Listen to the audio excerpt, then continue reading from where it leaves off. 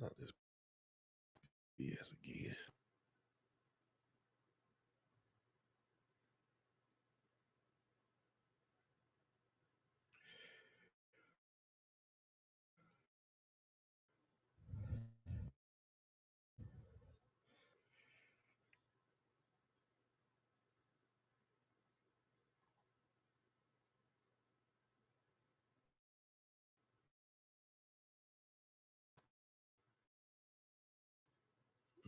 Cool.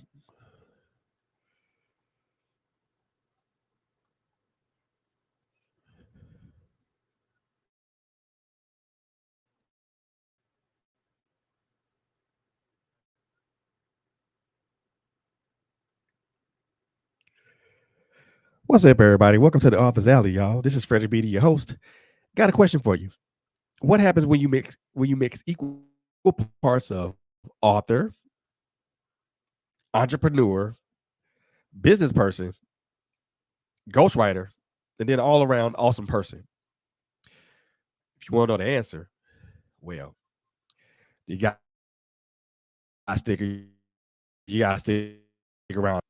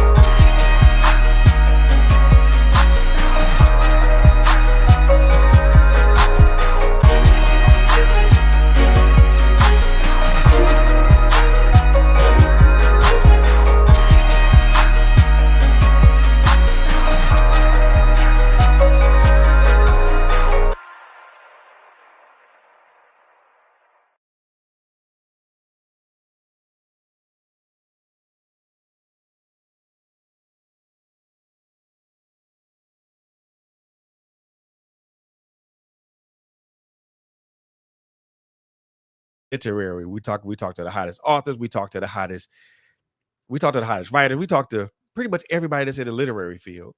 And boy, have I got a good one for y'all tonight. But before we go into any of that, man, let me do some house cleaning real quickly. Um, Continue to follow us and like us on all our social media platforms: Facebook, Instagram, YouTube, everywhere that we're at. Like and follow us there. And then we got a YouTube channel. So do me a favor, go to the YouTube channel. Um, Take a look at a couple videos, and if something sparks your interest or something that you resonate with, hit that subscribe button and then turn on the bell notifications for us, man. And do me another solid. Follow us on our website www.trailblazerradio.net, where you get up the latest information to what we got going on and what we got and what we're doing. Big shout out to my host, Coco Fenton, Latalia Harris Gooden, also known as LHG, and my sis Quit Jones, man. Everybody's doing big things up in here, and we will continue to bring you content that matters, content that moves, content that motivates, content that inspires, and content that most definitely blesses your soul. But right now, look here, I'm I'm excited. I'm excited to have this young lady in the building with me, man. I've been it's been a minute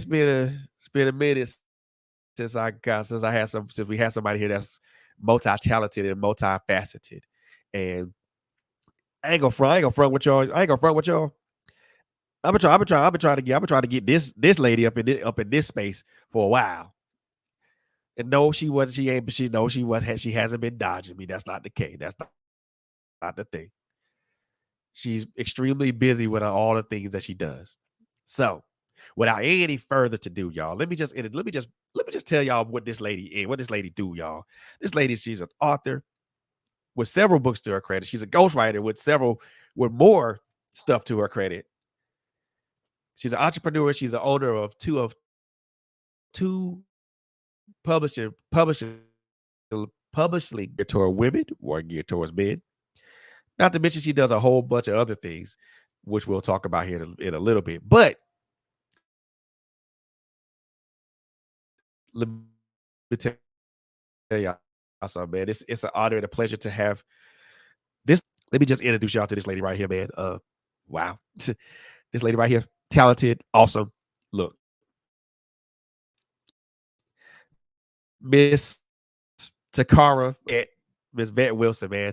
Author, entrepreneur extraordinaire, Miss Vette Wilson's in the building, man. Y'all give a warm Authors Alley welcome, please, and thank you.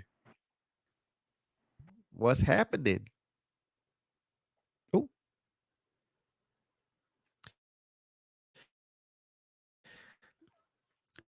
what's happening?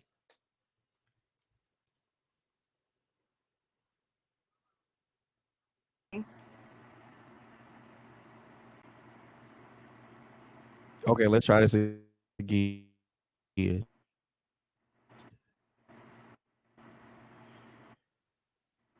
This I don't like. There we go. There she is. Oh boy. And we struggle streaming today. We gonna make this happen though. We gonna make this happen. What's going on, sister? How are you? I'm good, and you? Another day in the office. Another day in the office. Absolutely.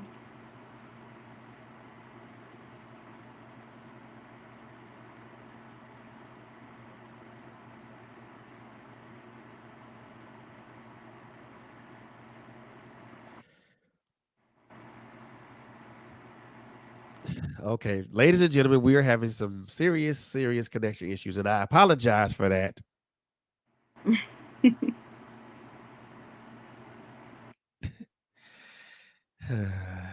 Let me try something real quick, y'all, because this is not what I wanted when I. This is not what I asked for when I did what I wanted to do this, man. So let me try something a little different here. I didn't want to do it this way, but I might have to do it this way, so that way I won't be struggle streaming. So y'all bear with me. Give me a second.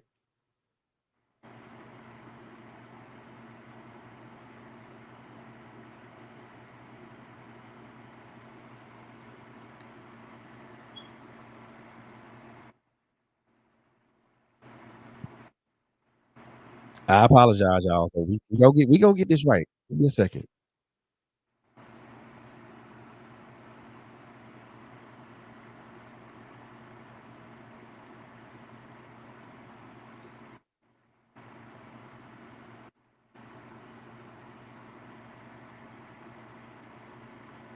Hmm.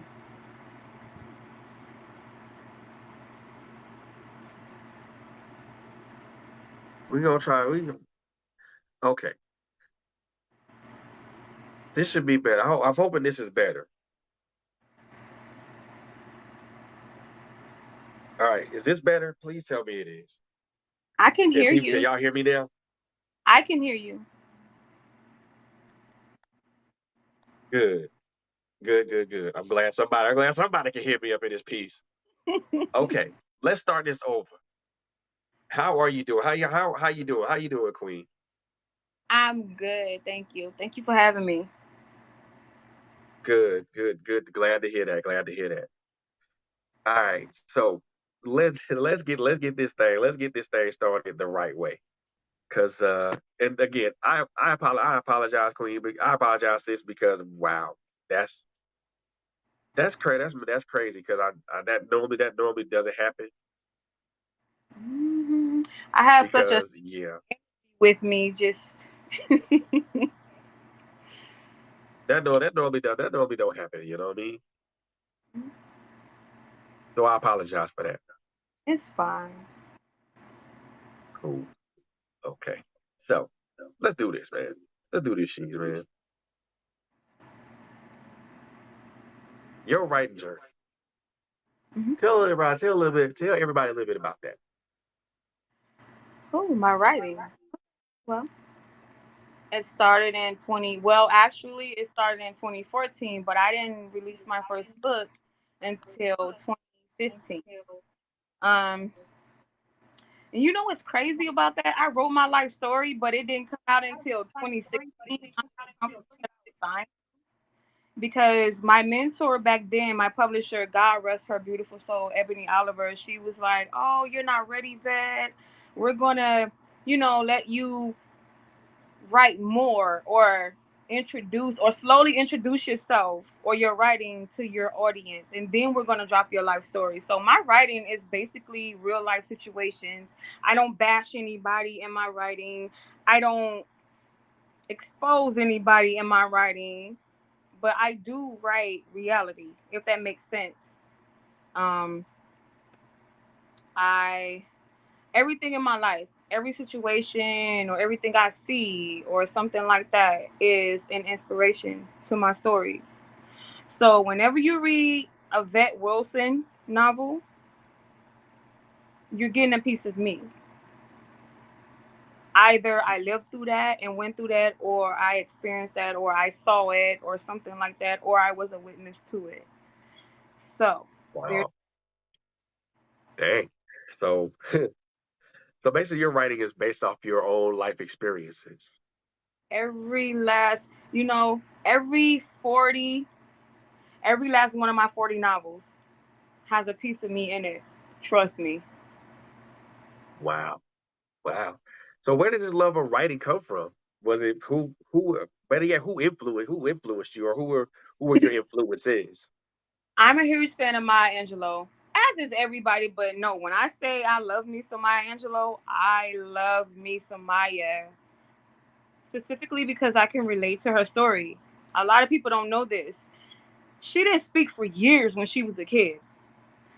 A family friend sexually assaulted her, and she told, and her uncles or whomever, they murdered the man, and she thought that because she spoke on it, a man lost his life. So for a while as a child she was mute, but then when she started to speak again, amazing, amazing, amazing, amazing words of wisdom came out of her mouth. So I can relate to that because I went through that. So I've been writing since I was, oh my God, I think my first short story I wrote when I was 8. Dang, And mhm, 8 years old? I was 8 years old. I'm serious. I still have that. Um, Basically, it was my escape.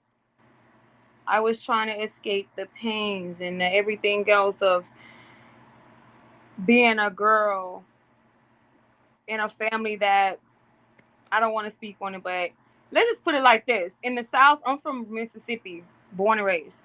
In the South, it's what goes on in this house stays in this house.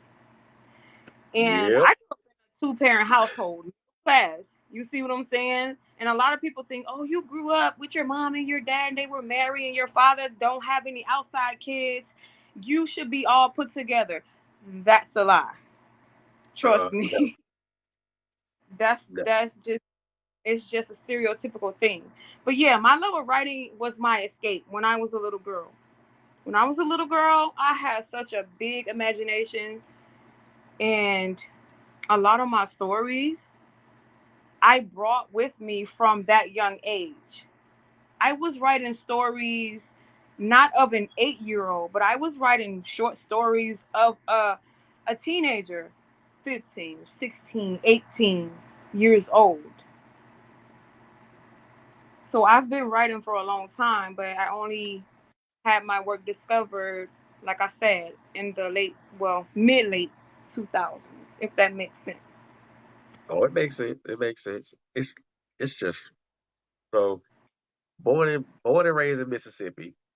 Where Hmm. where did the move to Philadelphia come in? I don't live in Philadelphia, PA. I want to say 3 hours. I live 3 hours from Philly. I actually live in a city called York, PA. What what I what don't, made what made what made that move happen?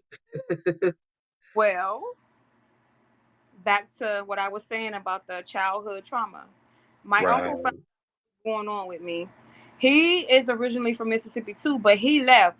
He's my grandmother's brother.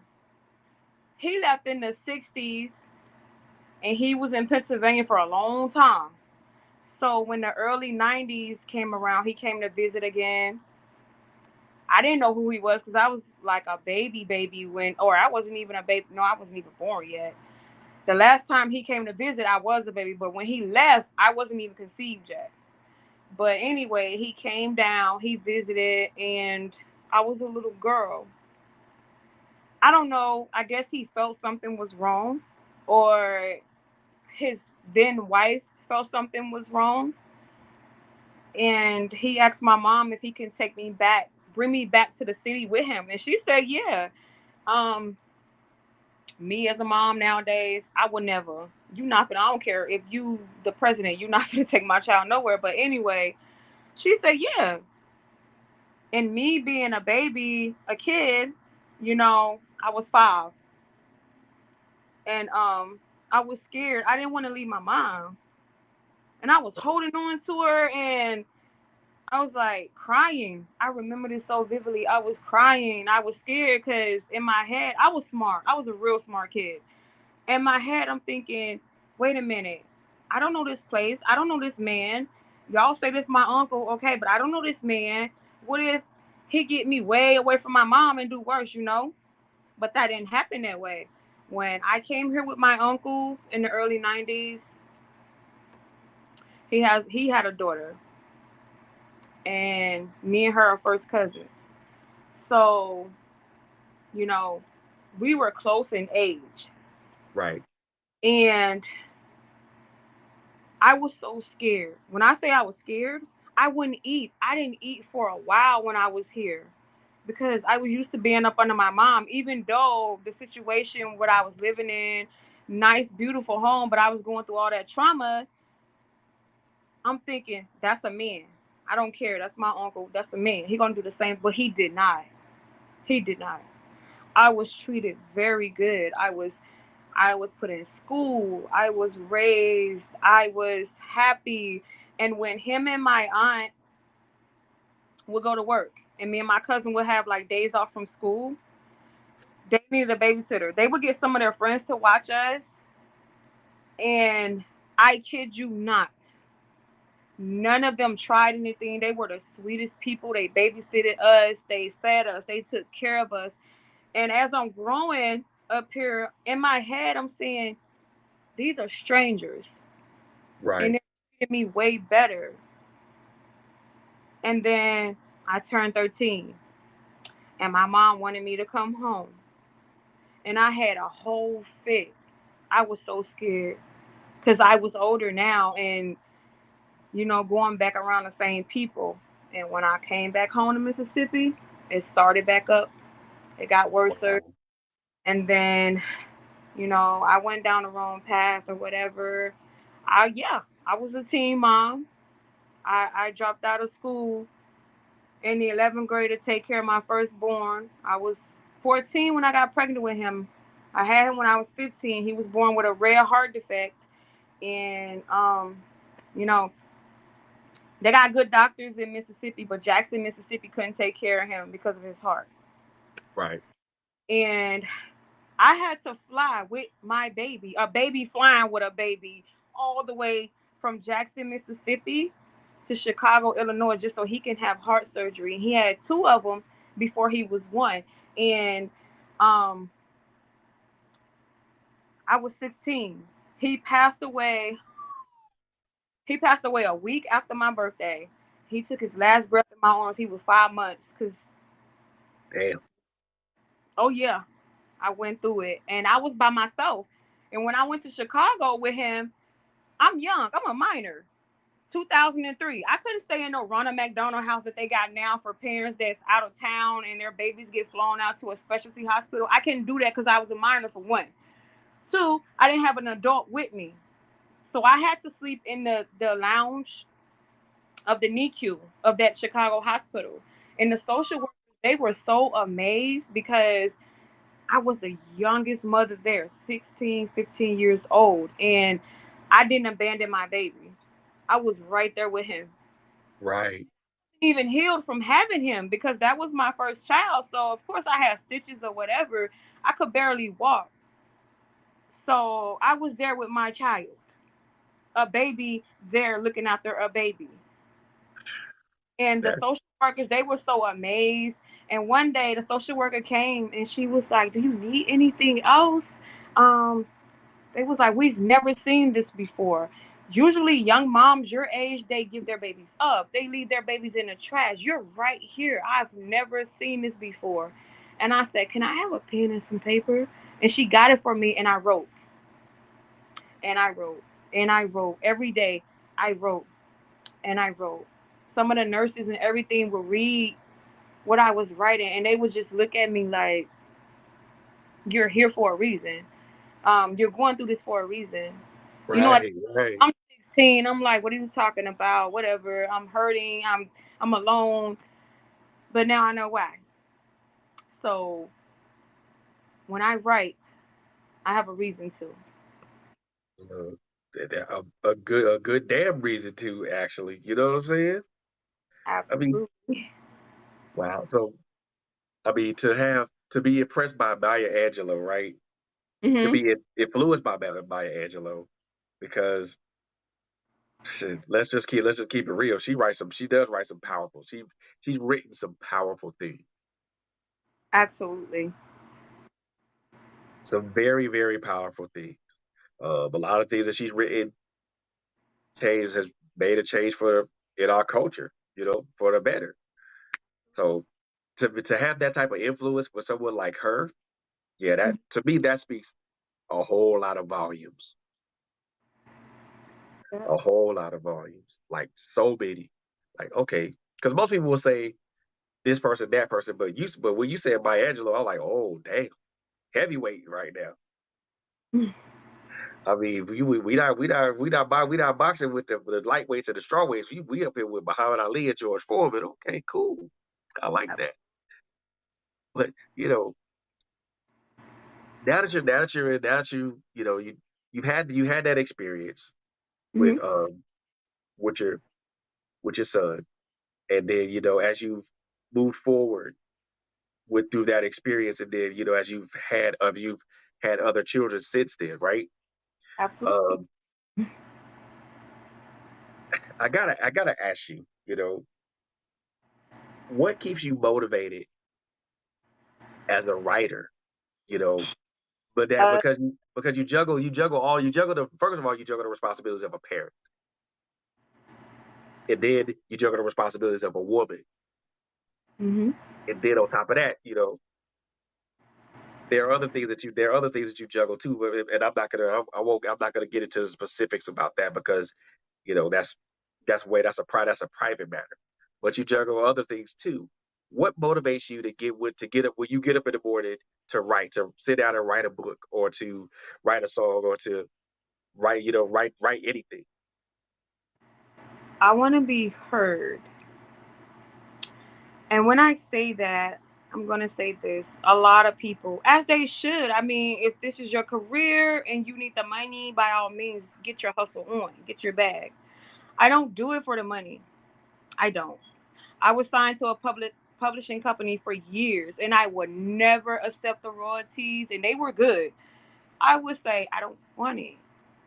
I just want my voice heard and I want to reach people. Um, there's so much going on, which makes me different from other authors, because I want to help. Obviously, you can't save the world. You're one person, but I want to help. If I can reach them through my words, or my voice, I'm going to do it. Um, I just want people to know that they're not alone. There's somebody right here that can empathize. Anything that somebody's going through right now, I guarantee you, I can empathize through it. And besides my babies, that's my motivation.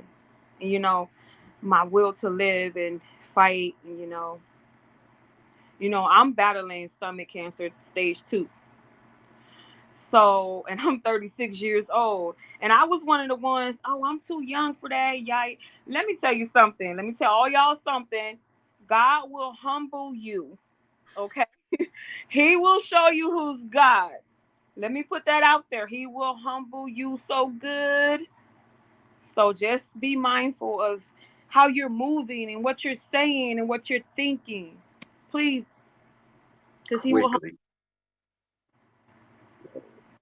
So See, there's that's that. what it is, but that's the one thing and I didn't want to say it. I don't want to put that out there, say that Hey.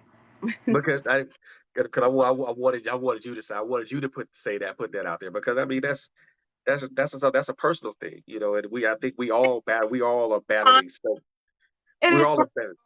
but at the same time, you never know. One of your listeners or one of my listeners could be battling that. And you never know. You never know. True that. And I True just that. want them to know, hey, you're not alone. I'm here. Yeah. You're Well, not.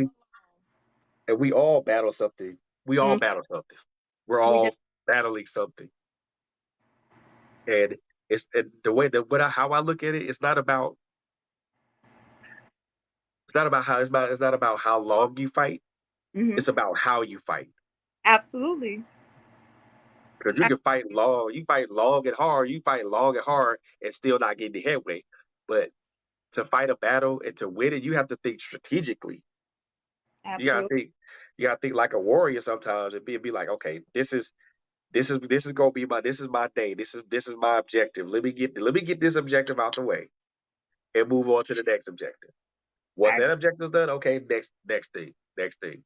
I mean, for you to juggle all these things, right? You know what I'm saying? And then still find time to write stuff. mhm. That's a testament to your strength, your determination, your will to put out just good content. And I'm gonna tell y'all, ladies and gentlemen, I've read a couple of her masterpieces, and let's just say I was more than pleasantly surprised. Thank you. More than pleasantly more than pleasantly surprised at that because as an author, I'm a reader first and foremost. So Mm. to read work like that, I'm like, okay. I found my next favorite author now. Oh my God. Thank you. I mean, and you written a myriad of things, right? And I'm like, she didn't put all this stuff out and she still writes, man. I mean, so I mean, one of the things I did want to ask you because you not only do you write your own books, but you write for other people, but you also write songs for people too. But then you also do screenwriting. Absolutely. Now was screenwriting something that you've done naturally, or did you have to get bit by that bug first? Naturally. I've never taken a class. Salute to those that do. Some people, they, they want to be good before they go into that career phase. I've never taken a class. I've never, even with my books, I've never done an outline, written it on paper first, and then put it on my laptop. I open my laptop and Just go. just go. I let the characters tell the story. And see, there we I, go. Come on. Your characters talk to you too, huh? oh my God. I think they talk to all authors. If there's any authors out there listening, we usually become the characters or they just talk to us and we get tired. And when we get tired, that's when we get writer's block. because they stop talking. I feel like when an author gets writer's block, that's when the characters they be on hush mode. Oh That's yeah. my opinion. I don't know about nobody else, but Oh, but that's me. That's me too. That's me too. Be on hush mode. Be on hush mode. Like, why y'all not talking to me right now? And I personally feel I feel lonely if they don't say nothing to me. I mean, that's right. crazy. That sounds crazy as hell. But listen to me. If you're an author, you're a writer. If your characters ain't talking to you at least on a daily basis, something's wrong. Exactly. Wow. But screenwriter. I mean, now quiet is kept, and I'm gonna say this because I've seen a lot of your posts. You you've written stuff for some screenwriters, some stuff for some heavy hitters in the bid of the game. Um, one of those being Netflix. Oh yeah. How do how does one? This is, and I'm trying to. I want to see. I don't, maybe you can probably kind of decode the matrix or something like that. How does one get in contact with? I won't say contact, but how does one attract heavy hitters like that? What? Netflix. I mean, but Okay. Netflix, you got folks like Netflix and Hulu, all these streaming companies that have that break. Now, don't get me wrong, Netflix and Hulu they put out some banging ass content. So does Prime Video.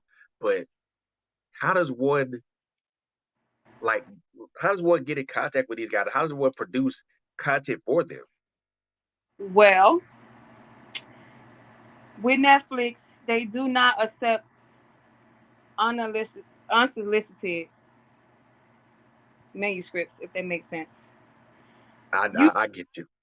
have to be represented by an agent or some kind of firm, and then they have to already have a relationships with Netflix. Now, with me as a writer, a background writer, somebody I can't say the name. I can't. I'm You under good? contracts right now. It's so much that I could say. No, you Um, good? somebody mentioned me and my work to an executive over there. Okay. So they Netflix has this thing with writers. Um it's not a think tank per se. It's more of a, I don't know, a boot camp or what have you. Instead of a, you know how you go to an orientation for a job or an interview? It's something like that, but it's more in depth because they not about to play with you. If you Yeah. not what they're looking for their clients, because a lot of authors, you know, they write scripts, they submit them. Right. It's not what Netflix is looking for. They hire writers, background writers, you want to call it, ghost writers, whatever you want to call us. They hire us to go in there and we go over the manuscript or the screenplay. And it's not like the authors are not unaware, but we go in there and we make it pop before it hits the screen, if that makes sense. It does. We add the ahs and the oohs and the oh my god or no she didn't or I will literally kill him moments. That's what we do. So one of my big clients mentioned that, and it was up from there. I had to submit. It was hard. I had to submit three separate um screenplays, and it had to be my own. And I did that. I didn't hear from them for 4, maybe 5 months. I was getting nervous at that point. And then one day I checked my email and there was a contract and all that. NDA, all of that. I had to sign all of that. So when people say, "Oh, you're a ghostwriter, you wrote for this person," but why? Because they can sue me. If I mention, Exactly. they could sue me. Obviously, y'all don't know what a ghostwriter is and what we have to sign. I cannot say a thing. I mean, I can. if they let me or if they ask me, I could promote their work, but only if they give me permission to. And even then, I have to promote their book as theirs because that's what Right. we do. I mean, yeah, we write it, but at the same time, hey, we sign that contract, we're paid to go on hush mode. Of course. Got to. Because if not, And I ain't got time lawsuit. with nobody. I don't got time for that. Listen, I got stuff to do. So No, I don't think anybody wants to be sitting in court for a lawsuit. No way, Jose. exactly not. I mean, you like I said, you written for like Netflix. I mean, and Netflix is like a heavy hitter in the streaming services. Like as far as streaming services, like I said, Hulu and Amazon and Prime Video put out great stuff too. Don't get it twisted. Mhm. But to write for Netflix though, wow. Now this is kind of like the $64 million question, I'm gonna ask you this because it's one of those things I've thought about. Okay. Would you ever consider writing for Tyler Perry? no, Did somebody ask you that before, or nobody asked you that? no, no, no. They didn't ask me. It was an elderly lady. Um, she's never read the kind of stuff that I write. Mind you, I write Christian fiction too. But one day, it was her daughter. She's one of my big supporters. She was reading it and she inboxed me. And she was like, have you ever considered reaching out to Mr. Tyler Perry? I said, ma'am, I love you so much for that, but I would never. Because I'm going to tell you why. Listen, I'm going to tell you why I would never reach out to him. I'm a huge fan, by the way. But when he built that studio, when he built that studio in Atlanta for everybody was on this man. Hey, Tyler Perry, give me a chance. I'm a great writer, this, and I'm a great writer, that. No, no, no, no, no.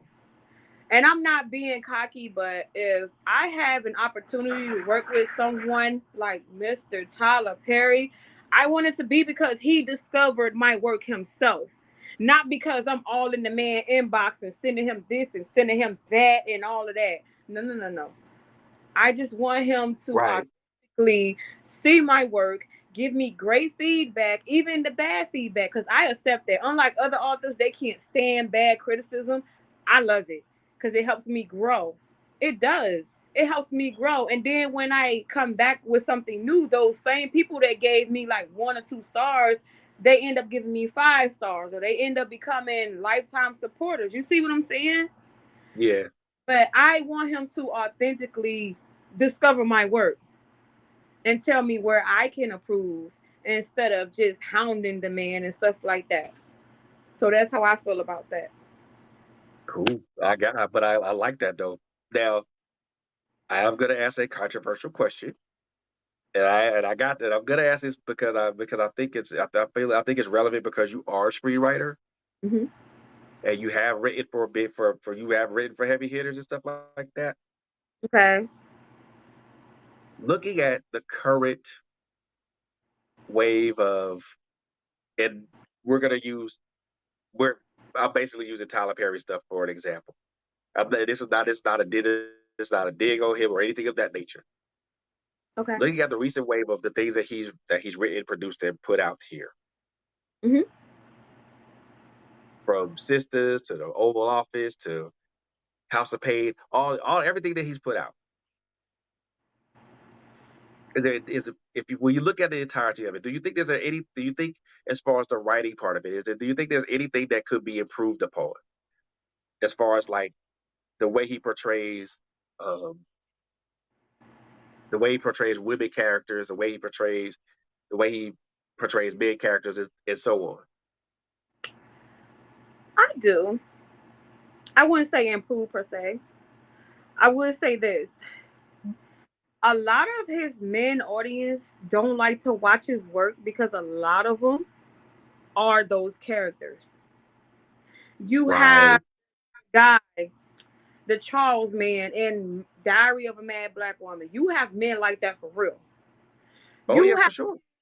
you have men that's cheating on their woman and downsizing her because he think he's superior. You have men that's because your woman is packing on a few pounds, but how you know that she's sitting up there eating and she doesn't care to take care of herself? How do you know that's not unhappy weight? Um, she could be unhappy with you. She could be stressed out. I'm gonna give you an example, and I don't know if this person is watching or not. If he is, I really don't care because I'm gonna speak my truth. We friends, but anyway, when I was in a relationship with somebody and they would get so angry at me when they felt like they were being attacked, and I wasn't attacked. Lord forbid, I wasn't attacking them. I was trying to just guide them and basically heal them. But they already have stuff going on in their life, so I can't fault them for that. But on the other hand, I didn't do it to you. But anyway, they would attack me mentally. They would call me stuff like stupid. I have a 4.5 GPA in criminal justice. Um, they would say that, okay, so I had weight loss surgery back in 2020 because I was an unhealthy weight of 300 pounds. It don't look like it, but I was. I had to have the surgery because I couldn't lose weight naturally because of a health condition. Right. But they call me a once fat bitch. I'm sorry for to say that on your channel, but I don't sugarcoat. So I Girl, you you good, Shaw. You good, Shawty. Don't worry about this. that We keep it all called the way in me note over here. this man called me a once fat bitch, and I hope he's watching. Cause I can't. I tried to tell him how that made me feel, but he don't get it. He wouldn't get it. He would call me a once fat bitch. He once told me that he had to think about another woman and just to and Yeah.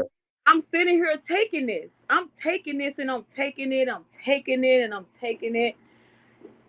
But when I started to defend myself, I became the villain. I was dirty, I was wrong, I was all of that.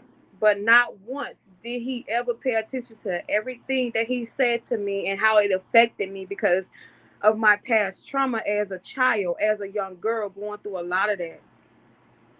You see, so when I see Tyler Perry movies and I see men, I don't like Tyler Perry. No, you don't like that man because a lot of it is true. A lot of men see themselves in some of them men characters or male characters that Tyler Perry, and just like the women, he write a lot of women characters that ain't no good either. Okay, um, Yeah. he do. Trust me, and I've pointed those out too. But what I'm saying that to say this, I don't think his work needs improvement. I just think that he needs to show more of the men being in hurtful relationships. I know plenty of men that have been abused by women physically, but they don't talk about it because they have that pride, that male ego. I'm a man. I'm not gonna tell nobody else that my woman beating me. I ain't no punk. Listen, sir, if that woman is putting her hands on you and you ain't doing nothing to her, you need to talk to somebody. You need to go get healed, pray for, and everything else before you jump into another relationship because all of that trauma you got will bleed onto the next woman. And that's not fair to her because she didn't do it to you. And it's vice versa with Word. bleeding on men. You see what I'm saying? I got you. Word up, That's man. I do. I mean, I don't know. I mean, like I said, I won't say that I don't like his material. I mean, I do. I just know that it kind of like it falls up under to me. It falls up under specific tropes, and it kind of follows that particular line. And I'm stereotypical. like, yeah, it falls up under that narrative line. I'm like, I'm not saying it's not good because it is. Because usually, if you're saying it's usually when people say they don't like that, it's some aspect about them that is touching. Yeah.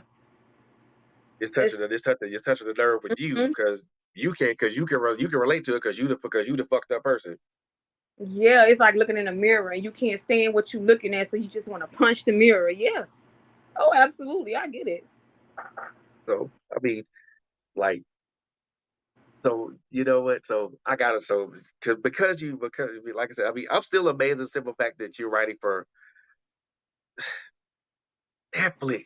Jeez, Who's next? Hulu, Prime Video. Who's next? What? Fubu TV or something like that. Who else? I can't say. Um, like I said, one of those that you named, yes, but I can't say who. No, you Um, good. I will say this though. I have so many of my own scripts, my novels that I've Right. written as scripts, and I'm going to submit them. But right now, I'm not ready. I know when I'm ready. I know Wow. the world will be ready. I know when to release something. You see what I'm saying? I'm not that spontaneous with my work like other authors. I go off for energy, if that makes sense. It does. So I'm not just going to say, "Oh, here, I'm gonna submit this." If I feel like it's not ready, because some of my work, like when I write it and I'll be like, that, because if I was a reader on the other side, I'd give me a 1 star. Girl, if you don't go back and fix, I'd be just like, I swear, I'd be just like that. But um, I can't say, but just know I'm working on a lot of new stuff. A lot of Uh new stuff. oh. Uh oh. Hmm. Some, some more stuff to read. Some stuff to give 5-star ratings to. Some stuff to read. I have 3 authors, male authors, that's going to sign under 7 Crowns. You know, 7 Crowns is my male Yep. atmospheric, and then Bossette is for the ladies. Oh So, yeah. yeah. Wow. So Hmm. so let me ask you about. So let's talk about that a little bit. Let's talk about the pivot from from an author, screenwriter to now an entrepreneur. Um, Okay. how easy or how difficult was that pivot for you? Okay. So, going way back, like I said, I was signed to a publishing company, Ebony Oliver, KS Oliver. That was her pen name. I was signed to her for 8 years. Diamante Publications. I was the first lady of that company. And when I say first lady, it wasn't just a title. If anybody submitted to Diamante Publications, you better believe your manuscript came across my desk. If I felt like you wasn't diamond or Diamante material, get what? You didn't get a contract from Ebony Oliver. Cause I ain't trying to be mean. I'm just saying she respected my opinion that much. I would go to her and say, no. And she Wow. would literally say, but Vet, I don't care. But can they keep the audience attention though? You should be able to grab your audience attention with the title alone and the prologue or the synopsis. They shouldn't have to read the first 3 chapters to, get into your work. If you can't capture them with the title, the synopsis, or the prologue, you need to go right back to where you came from and rewrite or add more. So, and then Okay. over the years, my craft grew, and she was my mentor. I'll never forget what she said to me. She said that no, she said mini me. She used to call me her mini me. Lord, she did. She used to call me her mini me. She said, mini me. By the time I get through with you, you are going to have the blueprint to this urban industry. You are the blueprint. You just don't know it yet. I said, what? No, I'm not. I used to just say that to her because I came in this industry in my 20s. I think I was what, 28, 27, 28. I'm 36 now. But anyway, Wow. yeah, she taught me a lot. We had our ups and downs. I don't know if it because we were both Sagittarius. I mean, her birthday was on December 4th, mine is December 5th. And people Yeah, would that's it. people would That's it. yeah, people would actually, if Ebony had beef with somebody, they would beef with me too, because I'm her first lady. So automatically they gonna think, hey, yeah, I did have her back. But at the same time, we had different lives outside of the industry. Um, Right. but like I said, Ebony taught me everything I know. So when somebody say that you know what you're doing, I look at them crazy like, what?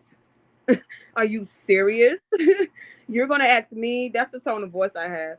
But yeah, And then when I start working with them and I start showing them how to brand, how to market, link them with the best editors and promoters and everything, they come back and be like, I should have talked to you sooner.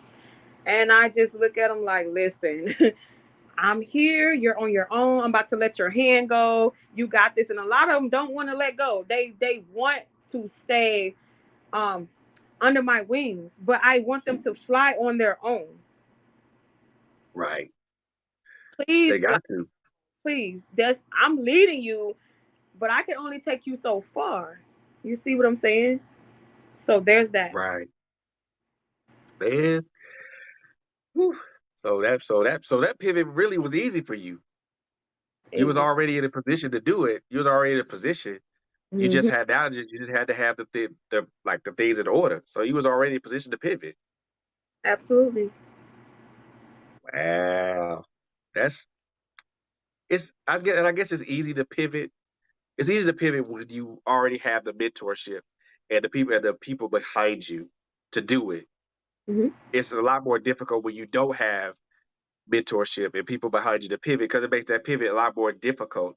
And now you have to wade through those muddy ass waters to get to either get to the shore or get to the clear water. But you were already in the right place you was already in the right place at the right time. It was just a matter of when you went to when to kind of break away and do your own thing. Mhm. And I was scared. I did not want to break away. I didn't. I did not. I was like, I don't know what to do. She was like, girl, everything I taught you and showed you, you don't know what to do. I said, no, what? But you know what? I built that empire, those empires by myself based off of what she told me. Right. It wasn't given to me. Yeah, she gave me advice. That's all she did. She stopped at the advice. I had to bring in my own clientele. I had to bring in my own audience. And I did that. It was hard, but I did that because I was no Right. longer under Ebony's wings. I was branching off. I branched off on my own. So I had to revamp everything, and I had to build that. And that's what a lot of people don't get. Like, people in the industry quick to say, "Oh, you just up there because of who you know." No, I'm where I'm at because I took some good ass advice and I multiplied it and I flipped it into my own. That's what I did. See, that's the thing. I don't like that fact that when people say that you're where you are because of who you know. Mhm. Nah, bro. I'm here because of what I do. Absolutely. I'm here because my books and my content speak for itself. Mhm. I'm here because my integrity as a writer of multiple genres of books and screenwriter. I'm here because all that speaks for itself. I ain't here because somebody gave me a silver spoon and said here, or somebody gave me the keys to the kingdom and said here, take the key. This is my kingdom. Do with it as you will. I'm here because I've worked hard for it. I'm here because my blood, sweat, and tears got me to where I am. If anybody says any different than that, man, fuck that and fuck them.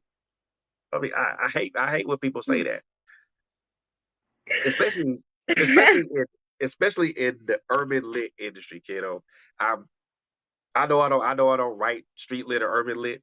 I know I don't do that, but I have several. But I know I have several friends and associates who do that, who write in those genres, and they are people that I respect highly. You know, I respect these guys. I respect these people highly. These gentlemen, these gents and women, gents and ladies highly. And the question I want to ask to you is, with urban lit being so saturated, I think you know what I mean when I say saturated. With is there a way for that to be to is there a way for urban lit to kind of not just stand out on its own, but to be better than just the street stories and the hood stories? Is it just defined? Is it defined just by those? Can it evolve beyond those, or or what? It can evolve, but as long as you have too many authors writing about basically the same thing, no shade, but I'm gonna tell you like I see it. You pay attention as an urban author. You pay attention to what's selling, and I'm talking about the title. Right. You have so many titles that say billionaire and millionaire and thug and side chick this, but guess what? That's what's selling. And it's making a lot of these authors and publishers a lot of money. So you want to make that money too, right? You need the money. So you're going to jump on board. I'm not knocking nobody hustle because I've done it before. I mean, there were times where my books weren't doing good and I pay attention to what's selling, what the readers want. Right. And my titles went from romantic drama, something like that, to ratchet and, something like that, to get my money's up. Of I course. do think that urban fiction can evolve, but it cannot do that if it's competition. And I say competition because you have some that genuinely support their fellow authors, brothers and sisters. You have some only there for the paycheck. Listen, they don't care. They don't care if they get one, two, three reviews, as long as they get a paycheck. Then you have some. You have the masses. All they care about is image. I'm gonna tell you what I mean about that. You will have some authors or whoever, they so focused on looking good to their readers that they literally reel them in. And I'm not again, because I've done contests and everything. But if I gotta give you a gift card or a Gucci bag, Louis Vuitton bag for you to give me the review that I deserve, I don't want it. Because then, let's say I purposely write a trash book and I know it's trash. But then I sit up there and I promote a contest that says, oh, if you enter into this contest, read review and show me proof of the review, I'm going to give you a Gucci bag. Authentic. I'm going to give you a Dior. You know what's going to happen? You're going to get a lot of fake 5-star reviews knowing your novel was Oh trash. You Lord. trash because you purposely wrote it that way. But you're going to get that 5-star review from a lot of readers because they want that bag. No, no, no, no. I want the truth. I want honesty. I don't want the fake. You know what I'm saying? I don't want the fake love. I don't want to have to buy you for you to support me. Support me genuinely and earn. You know what I'm saying? Earn that gift. Earn it. If I gotta buy your respect or your loyalty, damn it, I don't want it. That's what I'm saying. But If I gotta buy your review, no. a lot of authors, what I'm saying right now, a lot of authors will look at this and take it the wrong way. Only because they want to. Only the guilty ones that know that they're, you know, probably sweetening and softening up their readers with gifts and all of that. I love my supporters. I love them to death. I do contests too, but I make sure to mention in that caption when I promote it, I say honest review. Honest. Don't Exactly. no 5-star review just because you want that bag or that gift card. Girl, if my book is trash, you better tell me. Exactly. Because you might still get that prize for being honest with me. You see what I'm There saying? you go. There you go. I feel you on that, man. I feel you. I mean, I look at the state of urban lit, and I know that there's enough seats at that table for everybody to fit. That everybody sit down, and there's enough Everybody. food on that table for everybody to sit down and eat. Mm-hmm. You know what I'm saying? But it's all about the invitation. And competition. Like, why I gotta be your competition?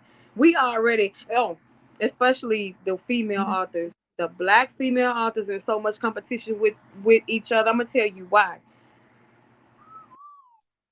sis. I am not your competition. Instead of us being in competition, we can learn from each other. I can learn from you, you can learn from me, and we will be one hell of a force if we click together instead of being in competition. But we too busy, well, not we, but some of them in competition with each other because they don't want the next one to bypass them, if that makes sense. You know, I get it. I do. like Man, men, hell yeah, I get it. every man wants to be the alpha male. Every female wants to be the alpha female too. Don't get it twisted. I Trust know. me. Whew, You boy. can't be alpha if you're not willing to learn before you teach or lead. You see what I'm saying? There Because you a go. good leader and a good teacher learns first. In order to lead, you have to be led first. Exactly. But I I can't. feel you on that one. Don't nobody listen to me. Look, I'm just. I Like, look, but no, I'm just being real though. That's the truth. but I mean, if anybody, if any authors that's on that's listening, if you take away anything from what we talking about, take away this. If you want to be in the front, you gotta be behind first. You can't all of a sudden jump to the front of the line and talk about I'm a leader. No, no, no, no, no, sir. You need to be behind, or you need Right. to be up under somebody first. You Mhm. can't say I'm a leader. You can't beat your chest and say I'm a leader, and you ain't been led by nobody, Mhm. The blind leading the blind. bro. What's your track record look like? Exactly. Have you been led by somebody? Matter of fact, has anybody given you a chance to lead, even if it's a small, minute role? If you ain't did all that, I'm not getting behind you. I know that's right. Like, you leading me somewhere, and I'm gonna be lost, just like we both gonna be lost. Mm-mm. If you haven't been led, or you ain't lead, you haven't been led by somebody, or you ain't been a leader in some capacity. No, can't do it. Won't do it. Amen. Amen. Re, capital R refuse. Capital R fuse. No, can't do it.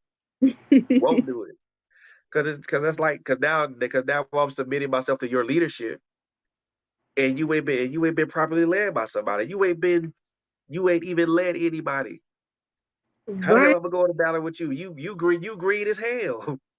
Very. And like I tell people, when you sure y'all have no idea what I've been through in this industry, okay? When I say I can get you there or close to there, I can do that. I have the leverage. I have the bad stories. When somebody comes to me and they want me to help them brand themselves and everything, I give them the entire rundown of what I've been through in this industry. I'm gonna tell you why, because a lot of people sit up there and they sugarcoat. I can get you this far. It's gonna be peaches and cream. Stop lying. You're gonna have haters. You're gonna have people who love your book, people who don't love your book. You're gonna have people trying to slander your name because you're new and they feel threatened. I've been through all of that. It, I give it to them, and then by the time I'm done, I say this: are you sure? And if they say yeah, hey, thank you. If they say no, I say blessings to you and good luck. Basically, that's how I go. That's how I gotta be. So look, I've enjoyed this conversation with you because I know you. Because look, you actually been dropping some gems on here, man. You've been dropping some gems on here. So I'm gonna give you this moment to give you yourself to give yourself a shameless plug to let everybody know who you are, where they can find you at, what you got going on, the stuff that you can tell us about, Okay. and everything else in between. So you have the floor. Go ahead. Okay, I'm gonna try to make this quick because I do got a business meeting soon. Um, on Zoom. I'm working on, like I said, a screenplay three for my novels. I don't want to disclose. I can because they're my novels, but I want it to be solidified first.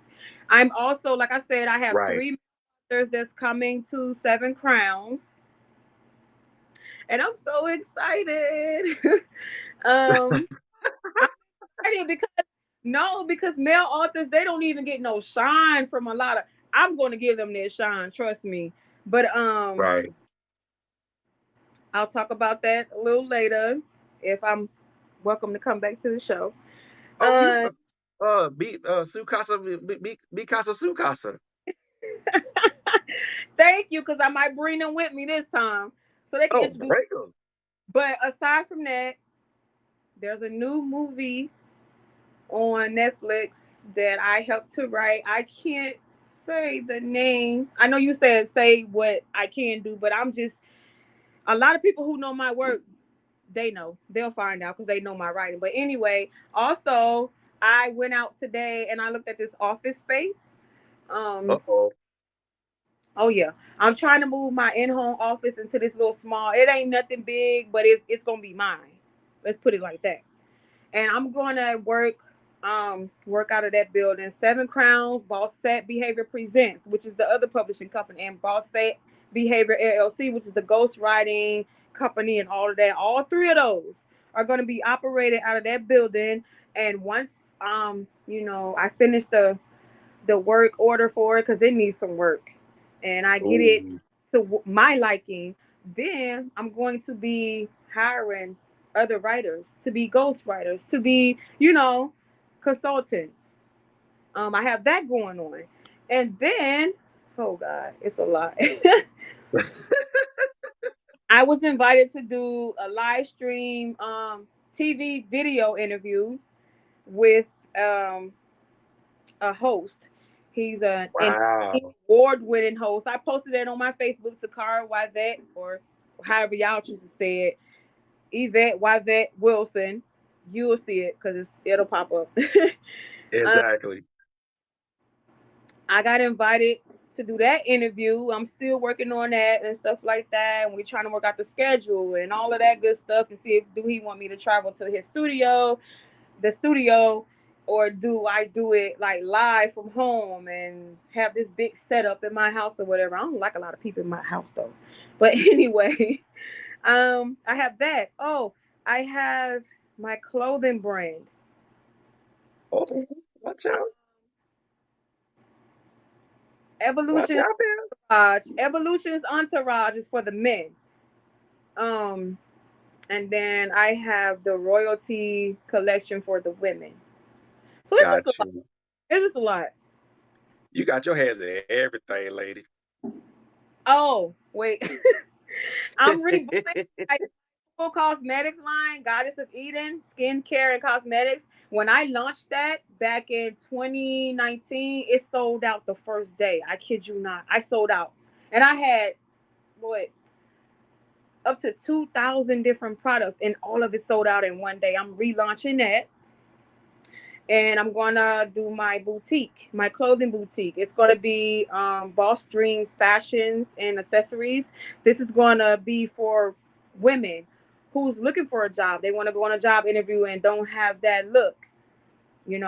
That's gonna be nonprofit. It was gonna be like a boutique, but I'm gonna turn it into nonprofit because a lot of women, a lot of people can afford that. So we're Right. gonna give them the look for free. You see what I'm saying? If they choose to purchase extra, then they can. Um, and then my wine, Dijon wine, vegan wine.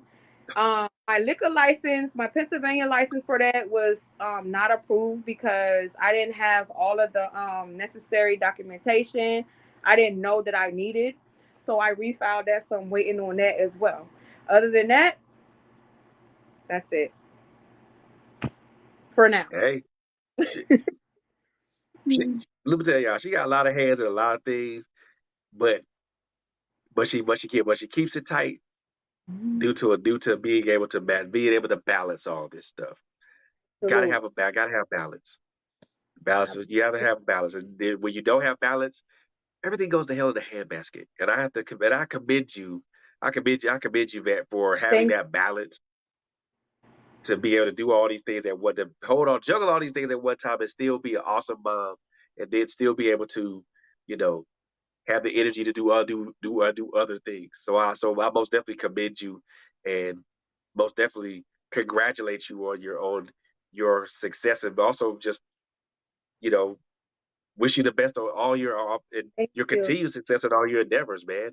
Um, I know you got to get out. I know you got to get out here because you got a Zoom meeting. So I ain't, I ain't gonna hold you, But I appreciate you coming here, taking the time out of a Friday evening to hang out with me and kick it with me, man. And like I said, once you get those brothers on, hey, like I said, be casa su casa. So bring Thank them you. over. We will do it. We will do it. Look here, lady. Look here. I've enjoyed this so much, man. Ladies and gentlemen, I am. For those who do not know this lady, let me introduce y'all to her. And for those who do know her, let me reintroduce y'all to her, man. Ghostwriter, screenwriter, author, entrepreneur, business owner, and all around literary badass, Miss Vette Wilson, y'all. Look, check her out on her Facebook page, check her out on her Instagram page, check out Boss at Behaviors Inc. And also check out Seven Crowns Publications. They got some great things coming up. And also, keep a lookout for some stuff that's been written by her, man, because you might know the next Netflix film or the next Hulu film or the next streaming service film. If you look at the credits, you might see her name on there. So when you do, just give her a quick shout out and congratulations, y'all. It's well deserved. It's well deserved. So that I appreciate you coming on tonight. Like I said, I know you got a Zoom meeting to get to, so I'm gonna let you go ahead and get up out of here. You have a great Friday and enjoy the rest of your weekend, my dear. Thank you. You are welcome. Ladies and gentlemen, boys and girls. Vette Wilson in the building. Vette Wilson in the building. Look, it's a great thing to know to have people who are multi-talented and multifaceted because those people who are multi-talented and multifaceted, they bring a lot of things to the table.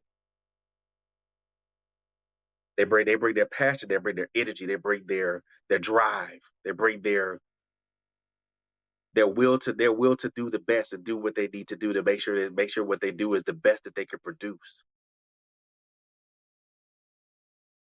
It's a lot of people out here in this world that are like that. When you see those people out there on the streets or out here doing their thing, congratulate them. Give them a big ups. Give them a thumbs up. Salute them. You know what I'm saying? You never know what you cover. You never know who you be. You never know. You never know. You just never know. Ladies and gentlemen, that's gonna cut my time for the night, man. But hey, look, I want to tell you guys we'll let you guys know that you know we're putting out some great content for you guys. Just keep your eyes on us and your ears to the ground for us, man. We're putting out some great content, man. So do me that favor, man. Follow us on all our social media platforms. Check out our YouTube page. Um, look at a video. Look at one of our shows or not. Look at maybe one or two of our shows. If you like what you see and you hear, and it resonates with you, why not hit the subscribe button, hit that bell notification to be notified of an upcoming or future episode. Um, with me personally, I have a Facebook page out called Man Cave Conversations. Um, and you can literally find it on Facebook. Type it in Man Cave Conversations. Um, I put out a daily question, and I also put out some content there for us brothers. Us as men, we need to. I'm just gonna put it like this and be real with y'all. There's so many spaces for women, and this is not a knock on women or anything of that nature. There's so many spaces for women, but there are not enough spaces for men. And I created this space for us, so we can come together as a collective of men and just talk about things that concern us. It's not often that a, a collection of men get together and we talk about things that concern us or that are relevant to us. So check out Man Cave Conversations on Facebook, man. That's where it's at. That's where we're at, right? That's where we're at. I am going to be doing an Instagram page on it really, really soon. Um, just check us out, man, and also just check out. Also, make sure you tune into to our other host, Latae Harris Gooden, Coco Fenton, Quint Jones. Critical Conversations, Girl Chat Wednesday, Girl Chat Tuesday. The check-in on Wednesdays. My Life Has Destiny on Mondays and Fridays. We got some great content that's coming out for you guys. The Author's Alley, Oh, Mondays and Thursdays. I'm sorry. My Life as Essie. And then the Office Alley on Fridays. We got some great content for you guys. So just keep your ears up, keep your eyes on us, and keep your ears to the ground with us, man. But like I said, that's gonna do my time for tonight, man. I'm gonna take you guys home with a little bit of some music. Let's see where we go. Let's see how we gonna take y'all home tonight, man. Let's see. We're gonna take y'all home with we're gonna take y'all home with a little something that I did a while back. Big shout out to Young Hunter Jr. for the guy that produced the track. The name of the song is called Real Talk. I'm proud of it. I'm really proud of it. And I'm actually planning on doing some bits of things with this song. One of those will be a video, but so keep your eyes out on that. As I always like to tell you guys, man, number one, take care of each other. Number two, love on each other. Number three, it's a crazy ass world out here that we live in. So by all means, and please just heed this one, man. Be safe out there, y'all. Be safe out there, man. I love y'all with the love of God. Ain't nothing you can do about it. Love you. Peace. That's Hunter. Yeah. Mr. Angry Man is back. I'm back. That's right. Y'all ain't know that I can rock like that. Y'all ain't know that I can rock like that. Nah. Y'all ain't know that I can rock like that. Y'all ain't know that I can rock like that. Yes. Y'all ain't know that I can rock like that. Y'all ain't know that I can rock like that. Y'all ain't know that I can rock like that. United we fall, divided we rise. That's all they ever see when they look in our eyes. I ain't the least bit surprised, and I don't even ask why. I study, looking for love, and all we get is despise. They proper lying, what? Meaning they falsely prophesying, talking about we really living, but we steadily dying. Tired of mothers crying, damn, and fathers silently raging. There's gotta be a way to escape this situation now. Yup. Come on. Verse 2. We search for brighter days to escape the maladies, giving homage to the folks that passed away. I speak life with the words I say, and that's the weapon I use to keep the evil at bay. I don't play when it comes to mine. My rhymes speak of a revolution. This time it's by design, and I'ma drop these deposits. So if you scared, take your ass to the closet. Why? Let me tell you this. Let's go. I got one more verse for you. Hit them off with that verse. Listen to me now. Verse 3. I drop gems, representing lugs and Timbs with backpacks. I got props like Black Moon, they want effect like Daz. I'm going mic like Nas. I'm the southern playalistic cat that beat them odds. I'm coming out hard. We coming out hard. Yes, sir. Y'all didn't know that I can rock like that. Ha. One time for your mind. Representing for the deuce. That's right. Put it down for the deuce tray. Let's go. Mr. Angry Man. Ha ha.